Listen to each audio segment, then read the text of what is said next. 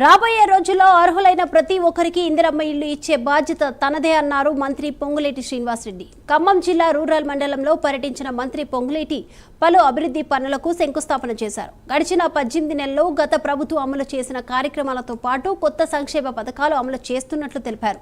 రాష్ట్ర ఆర్థిక పరిస్థితి బాలేకపోయినా రైతులకు సన్నవడ్లకు 500 బోనస్, 2 లక్షల రుణమాఫీ, మహిళలకు ఉచిత బస్సు, 200 యూనిట్ల ఉచిత విద్యుత్ లాంటి కార్యక్రమాలు చేపట్టామన్నారు.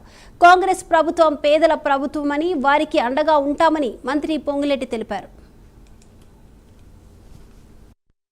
కార్యక్రమాలని రాష్ట్ర ఆర్థిక పరిస్థితి బాగలేకపోయినా ఇచ్చిన మాట ప్రకారం ఇందాక రాయల గారు చెప్పినట్లు 200 యూనిట్లు ఉచిత విద్యుత్ కానీ, 500 రూపాయలకి గ్యాస్ మొద్దు కానీ, ఆడబిడ్డలు ఆర్టీసీ బస్సులో ఎంత దూరం ప్రయాణం చేసినా ఉచితంగా ప్రయాణం చేసే సౌకర్యం గాని, సన్న బియ్యం గాని, సన్నొడ్లకి మద్దతు ధరతో పాటు 500 రూపాయల బోనస్ కానీ, రైతు భరోసా ఆనాటి ప్రభుత్వం 10,000 ఇస్తే 12,000 ఇచ్చే కార్యక్రమాన్ని కానీ, ఒకేసారి 21,000 కోట్ల రూపాయలు 2 లక్షల రూపాయల వరకు చాలా మందికి రుణమాఫీ చేసిన కార్యక్రమం కానీ, అదే రకంగా ఉగాది నుంచి సన్న బియ్యం కానీ, అదే రకంగా ఇప్పుడు ఇచ్చిన ఇందిరమ్మ ఇల్లు కానీ, ఈ గ్రామంలో 60 ఇందిరమ్మ ఇల్లు ఇచ్చాం.